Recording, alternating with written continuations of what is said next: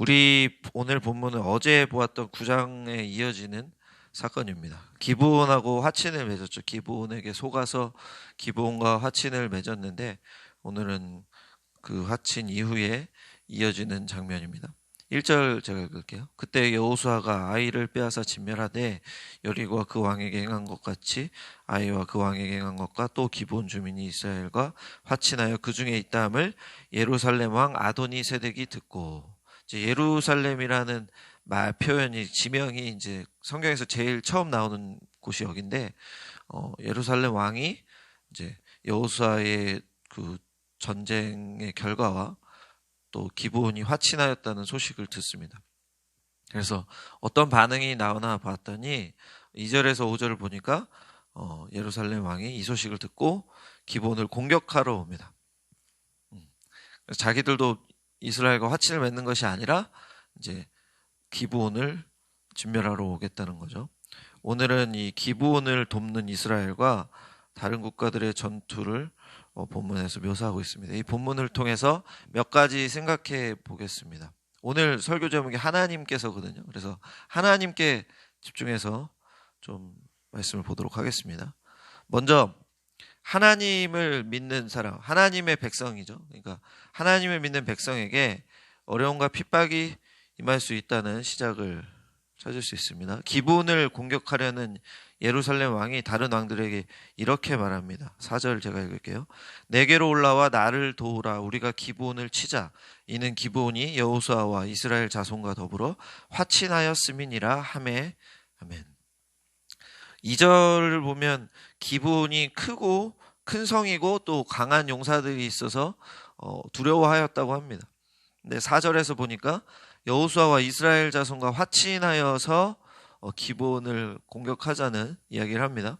학자들마다 이야기 다른데 그냥 이스라엘과 화친하였다는 것을 생각해 보면 단순히 이스라엘과 친하게 지내게 되었다 이런 뜻을 넘어섭니다. 그러니까 이스라엘과 친하게 되었다는 측면에서 보면 우리도 기브온처럼 이스라엘과 친해져야 하는가의 문제도 있을 수 있고, 또 기브온이 강한 나라고 이스라엘은 백성이 많았으니까 우리 안위가 걱정될 수도 있는 부분인데, 신앙적으로도 보면 이게 유일신 하나님을 믿는 이스라엘의 신앙을 기브온이 인정한다는 내용이 포함되어 있다는 거예요. 화친을 당시에 했다는 것 자체가. 그리고 기브온 역시 하나님을 섬긴다. 이것은 어제 설명을 해주셨죠. 그래서 백성을 섬기지만 마지막 절에 9장 마지막 절에 보면 하나님의 성전을 섬긴다, 성전에서 섬긴다 이런 표현이 나오잖아요. 그러니까 하나님을 섬기는 자가 되었다는 거죠. 기브온이 화친을 했다는 것 자체가 하나님의 소문을 듣고 하나님을 인정하며 나아왔기 때문에 그렇기 때문에 그 기브온이 하나님을 인정하고 섬긴다는 의미까지 포함됩니다. 그러니까 가나안 다른 나라들에게는 이것이 자신의 나라의 권력에 대한 문제일 수도 있고 또 신앙적인 전쟁일 수도 있습니다. 그래서 다른 나라들이 신앙적인 반감과 함께 또 자신들의 안위를 걱정하여 전쟁에 임하게 된 것이죠. 그래서 표면적으로 보면 이것은 기브온의 위기입니다. 기브온이 아무리 강한 나라라고 할지라도 5개의 나라의 연합군을 상대하는 것은 벅찼던 것 같습니다. 그래서 도와달라고 이야기를 하죠. 그런데 이 기브온의 위기는 사실 이스라엘의 위기이기도 한 것입니다. 하나님과 자신들의 종으로 기브온을 삼았잖아요. 화친을 맺으면서. 그래서 그들이 패하거나 멸망한다면 이스라엘에게도 위험한 거고 이스라엘의 체면에도 문제가 되는 거고 또 가나안 땅을 정복하고 있는 지금 그 시작에도 좀 걸림돌이 되는 문제이며 동시에 하나님의 능력과 하나님의 이름이 땅에 떨어지게 되는 겁니다. 하나님을 섬기는 나라가 졌다 이런 소문이 나게 되니까 또 신들의 전쟁에 있어서는 하나님이 더 강하지 않다, 우리 신이 더 강하다 이렇게 주장할 수도 있게 되는 거니까 이스라엘은 기브온을 당연히 도와야 되는 상황인 거죠. 의리로 도왔다 이렇게 해석하는 분들도 있는데 그건 당연한 거고 기브온과 화친을 맺었기 때문에 더 깊은 의미를 본다면 하나님의 이름을 또 하나님의 지금 가나안 땅을 정복하고 있는 과정에서 이스라엘 백성이 거기서 져서는 절대 안 되는 겁니다. 그런데 이것을 보면 우리의 처지와 비슷한 것 같습니다. 그러니까 우리 신앙인의 삶이 기브온이나 이스라엘과 같은 것 같습니다. 세상으로부터 공격을 직접 받을 수도 있고 직접적으로 우리 주변의 사람들이 신앙인들이 공격받는 것을 우리가 보고 도와주어야 할 때도 있습니다. 이 상황은 성경이 다른 성경에서 말하는 성경의 다른 장에서 말하는 말씀 그대로인데 요한복음 15장 19절 제가 읽겠습니다. 너희가 세상에 속하였으면 세상이 자기의 것을 사랑할 것이나 너희는 세상에 속한 자가 아니요 도리어 내가 너희를 세상에서 택하였기 때문에 세상이 너희를 미워하느니라. 아멘.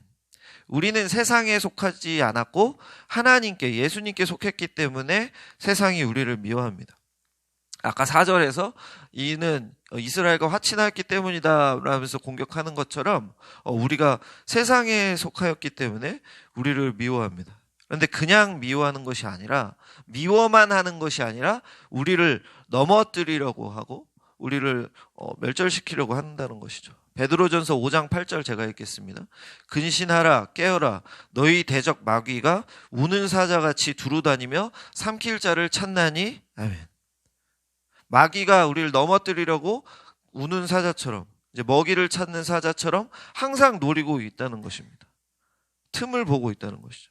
그래서 사도 요한은 우리에게 이런 말을 합니다. 요한일서 3장 13절입니다. 형제들아 세상이 너희를 미워하여도 이상히 여기지 말라. 아멘.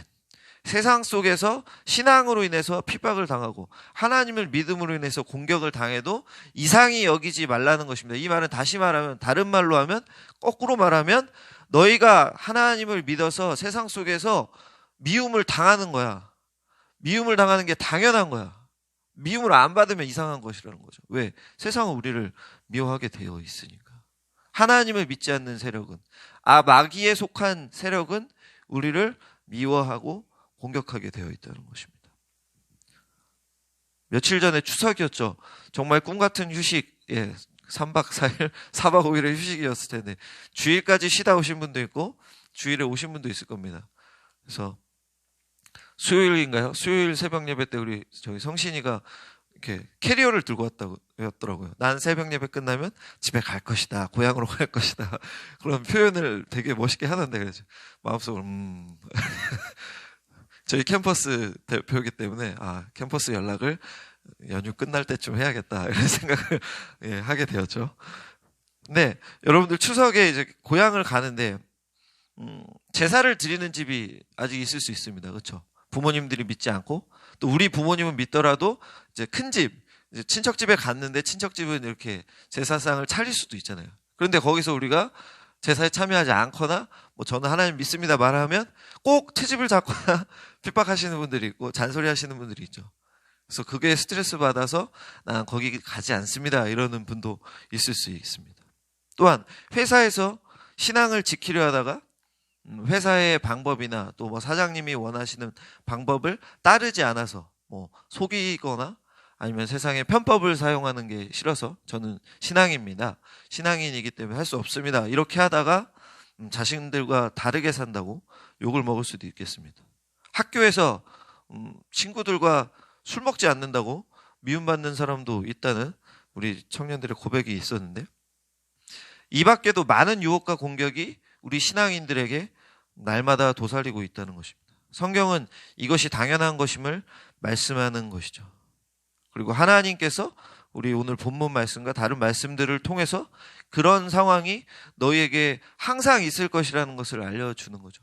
나의 백성에게 공격이 당연히 임하는 것. 그러니까 우리가 본문을 보면서 생각할 것은 바라기는 하나님을 믿는 우리에게 세상의 공격이 언제 어디서든지 닥칠 수 있음을 기억하셔서 항상 근신하고 경계하시며 환난 속에서 두려워하지 않는 저와 여러분 되시기를 바랍니다. 우리가 어째서 겁내지 않아도 되는지가 본문을 통해서 두 번째로 생각할 내용입니다. 하나님께서 하나님의 백성에게 구원을 베푸신다는 것입니다. 6절에서 보니까 기본 사람들이 연합군의 공격에 여호수아에게 원군을 요청합니다. 이 소식을 들은 여호수아는 모든 군사와 용사, 이 단어를 나눈 것에 의미를 두는 사람도 있는데 용사는 더 숙달된 자다, 이렇게 장군일 것이다 이렇게 얘기하는데 전 그냥 전쟁에 임할 수 있는 모든 사람이 참여했다고 그냥 이해해도 될 것 같아요. 그래서 모든 병력을 이끌고 기브온을 도우려 떠납니다. 근데 여기서 중요한 것이 뭐냐면 이 여호수아의 행동을 하나님께서 허락하셨다는 겁니다. 8절에 나오는데 8절 제가 읽겠습니다. 그때에 여호와께서 여호수아에게 이르시되 그들을 두려워하지 말라. 내가 그들을 내 손에 넘겨 주었으니 그들 중에서 한 사람도 너를 당할 자 없으리라 하신지라. 아멘. 9장에서는 하나님께서 야 너네 기본하고 화친을 하면 안 되잖아. 내가 하지 말랬잖아. 이러면서 약간 질책하는 듯한 뉘앙스가 있었는데 10장에서 지금 야 너네 걔 도우러 가면 안 되잖아. 이렇게 말씀하시는 것이 아니라 여호수아야 사람들이 많아도 걱정하지 마. 두려워하지 마. 너가 이길 거야. 왜냐하면 내가 다 맡겨줬으니까. 그 사람들 너에게 줬기 때문이야. 라고 말씀하십니다. 여호수아의 손에 그 대적들을 기브온의 대적들을 넘겨주셨다. 너가 승리할 것이란 말은 그건 무엇입니까? 너가 지금 얘들과 싸우는 것이 나에게 합당한 일이라는 것이 당연히 깔려 있는 거예요. 하나님 보시기에 합당한 것이라는 겁니다.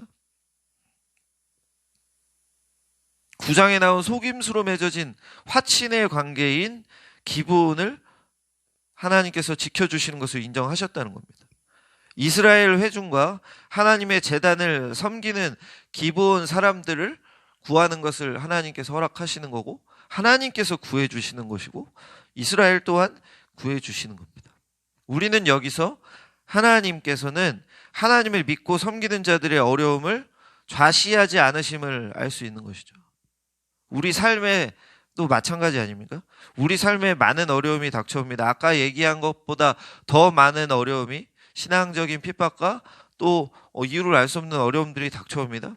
그럴 때마다 하나님께서는 가만히 계시는 것이 아니라 어떤 방법으로든 우리를 구해 주신다는 겁니다.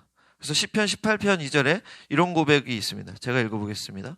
여호와는 나의 반석이시요 나의 요새시요 나를 건지시는 이시요 나의 하나님이시요 내가 그 안에 피할 나의 바위시요 나의 방패시요 나의 구원의 뿌리시요 나의 산성이시로다. 아멘. 하나님께서 이 말씀처럼 우리를 지키시고 건지시는 분이라는 믿음을 가지고 저와 여러분의 어려움을 하나님께 맡겨드리시길 바랍니다. 하나님께서는 우리의 상황과 판단을 넘어서 우리가 생각하지 못하는 방법으로 도우시고 건져주실 겁니다. 오늘 본문을 보면 우박을 내려주셔서 도망가는 적들을 쳤는데 말씀해 보니까 이스라엘의 칼로 죽은 사람보다 우박에 맞아 죽은 사람이 더 많다고 고백하고 있습니다. 근데 우박을 보면 우박 뒤에 나오는 단어가 이제 바위를 표현할 때 쓰이는 용어가 있는데 우박이 얼마나 컸는지를 생각할 수 있다는 거죠. 우리가 보는 우박은 한 요만할 겁니다.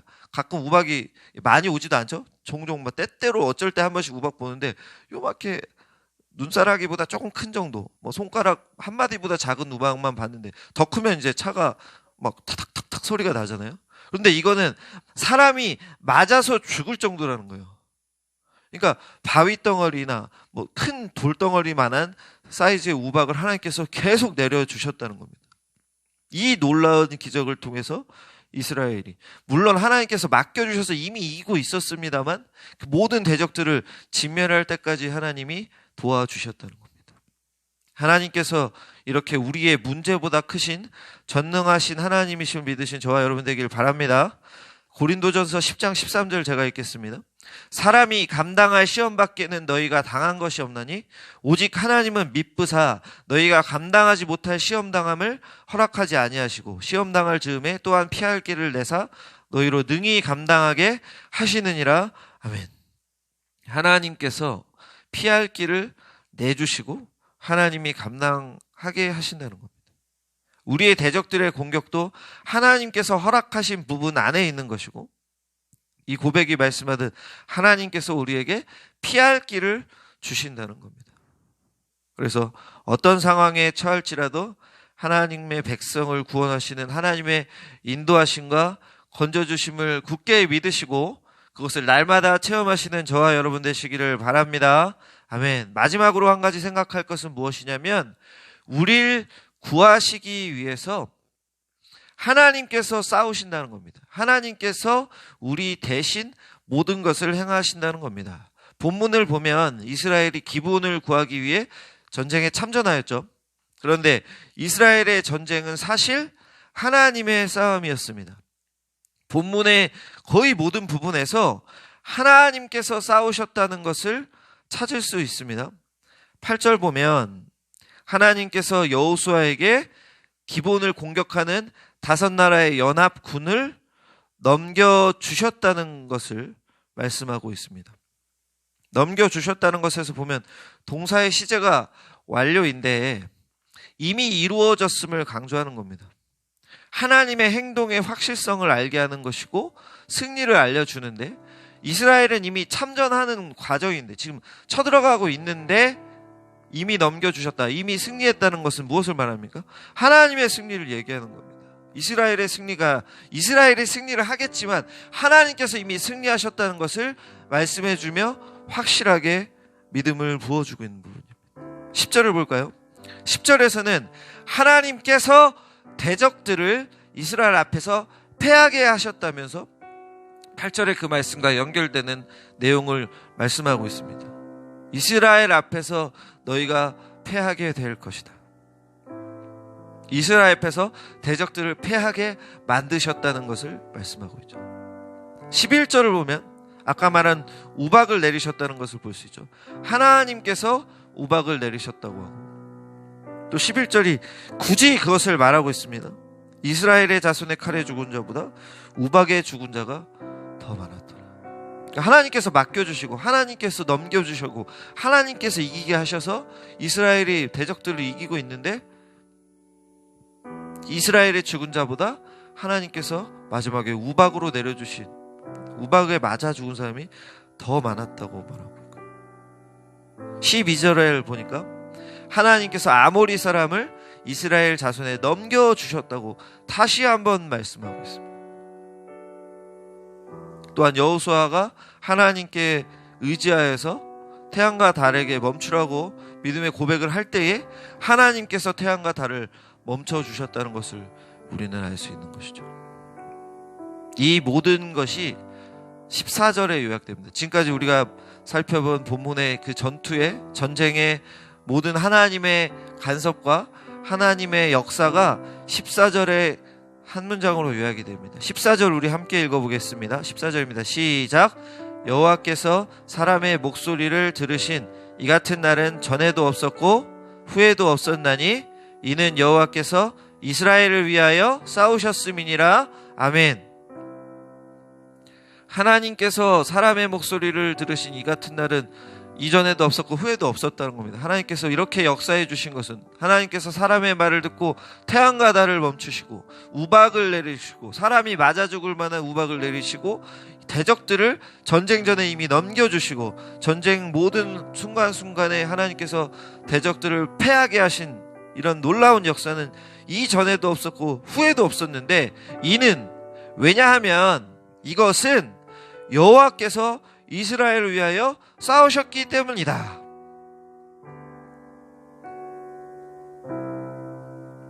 이 뒷부분 하반절의 말씀이 오늘의 모든 내용을 요약해주고 있는 겁니다. 여호와께서 하나님의 백성을 위해 싸우셨음이니라. 이 말씀이 우리의 삶에 그대로 적용됨을 우리는 기억해야 됩니다. 우리 삶에서 우리가 우리 대적들과 싸우는 것이고 우리의 환난과 우리의 문제를 내가 이겨야 되는 것, 내가 넘어서야 하는 것처럼 보이지만 실제로 내가 싸워야 하는 것이지만 사실은 하나님께서 싸우시고 하나님께서 이기게 하시고 하나님께서 우리를 위해서 승리를 주신다는 것을 기억하시길 바랍니다.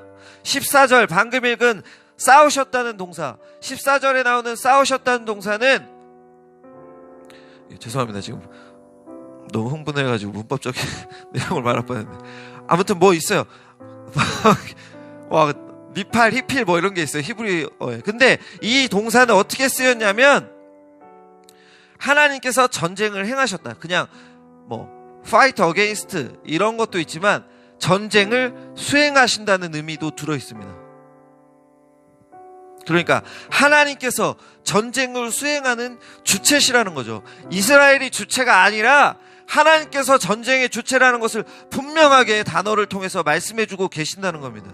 그러니 우리 대신 싸우시는, 우리가 싸우는 것이지만 우리 대신 먼저 싸우시고 직접 싸우시는 하나님이 우리의 대적을 이미 이기셨다는 것을 본문의 말씀을 통해서 8절 말씀을 통해서 알려주시고 완료형으로 알려주셨고, 또한 14절 말씀을 통해서 하나님께서 수행하시는 전쟁임을 우리에게 알려주시며, 모든 과정과 모든 결과가 하나님에게 달린 것이고 하나님께서 하신 것이고 하나님께서 허락하신 것임을 우리에게 알려주시는 겁니다. 이것을 믿으시는 저와 여러분 되시길 바랍니다. 그런데 저도 그렇고 여러분들도 그렇고 현실을 바라보며 믿음을 가지지 못할 때가 있습니다. 말씀을 믿지 못하고 두려워하고 힘들어하며 마음이 약해지고 넘어지기도 합니다. 그럴 때 우리가 생각해야 될 것은 사도 바울입니다. 사도 바울은 방금 제가 설명한 모습과 전혀 다른 고백을 하고 있습니다. 디모데후서 4장 18절 제가 읽겠습니다. 주께서 나를 모든 악한 일에서 건져내시고 또 그의 천국에 들어가도록 구원하시리니 그에게 영광이 세세 무궁토록 있을지어다. 아멘. 바울의 확신 있는 고백입니다. 나를 모든 악한 일에서 건져내실 것이다. 그냥 나를 어려움에서 건져내실 것이다 이런 말이 아니라 모든이라는 것이 붙어 있지 않습니까? 모든 악한 일에서 나를 건져내실 것이다. 구원하실 것이다. 또한 그냥 나의 상황 속에서 나를 건져주는 것뿐만 아니라 천국에 들어가도록 내 영혼을, 나의 온 전신을 구원해 주실 것이라는 그 고백을 바울이 하고 있다는 것입니다. 어떻게 이런 굳건한 믿음을 가지고 있는 것일까요? 똑같은 성경으로 똑같은 하나님을 섬기고 있는데 바울은 어떻게 이렇게 굳건한 믿음을 가지고 있는 것입니까? 그것은 바울이 바로 하나님께서 주신 증거를 붙잡았기 때문입니다. 하나님께서 주신 증거, 예수님입니다. 갈라디아서 1장 4절에 바울의 고백을 보겠습니다. 그리스도께서 하나님 곧 우리 아버지의 뜻을 따라 이 악한 세대에서 우리를 건지시려고 우리 죄를 대속하기 위하여 자기 몸을 주셨으니 아멘. 예수님께서 우리를 악한 세대에서 건지시려고, 죽음의 처해서 멸망으로 치닫고 있는 세상 속에서, 또 우리를 죽이려는 세상 속에서 우리를 건지시기 위해서, 우리를 구원하셔서 영생 주시기 위하여 하나님께서 직접 자기 몸을 주셨음을, 직접 자기께서 우리의 죄를 위해서 예수님께서 싸우셨음을 고백하고 있다는 겁니다. 우리도 우리가 받은 구원, 하나님께서 우리를 살리시기 위해 몸소 모든 것을 감당하셨다는 것을 잊으면 안 됩니다. 죄로 죽을 우리를 먼저 택해 주시고 우리를 위해 이 땅에 직접 오시고 모든 율법에 직접 순종하시고 하나님께서 우리의 죄값을 대신 치르사 모진 고난 받으시고 우리 대신 십자가에 못 박혀 돌아가시며 사흘 만에 부활하셔서 죄와 사망의 권세 이기고 승천하셨음을 기억하시고 믿으시길 바랍니다. 이 예수님이 우리를 대신해서 싸우신 싸움을 인해서 우리가 구원을 얻었습니다. 이것을 믿는다면 우리 삶 속에 일어나는 어려움과 환난과 핍박과 다른 대적들의 공격을 우리는 두려워할 필요가 없습니다. 사도 바울처럼 주께서 우리를 건져주실 것을 확신하는 고백을 해야 하는 것이 마땅합니다.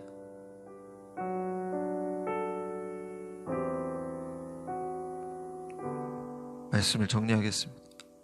여러분은 어떤 상황에 처해 있습니까? 또 저는 어떤 고민 속에 살아가고 있을까요? 우리 신앙인들에게 어떤 고난과 핍박과 대적들이 도사리고 있습니까?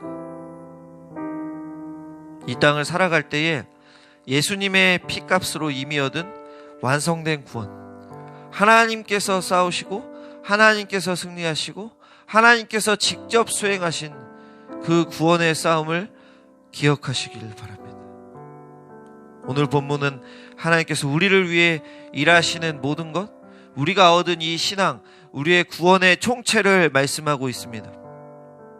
그리하여 하나님께서 우리를 어려움 속에 내버려 두시는 분이 아니심을, 우리를 구원하시기 위해서 직접 싸우시고 승리하시는 분이심을 기억하셔서 우리의 허락된 삶, 천국 가는 그 여정 속에서 수많은 어려움과 환난과 핍박 속에 하나님을 의지하며 믿음과 확신, 감사함으로 살아가시는 저와 여러분 되시기를 주님의 이름으로 축원합니다. 아멘. 우리 이 시간 기도하겠습니다. 기도할 때에 우리 삶을 돌아보길 원합니다.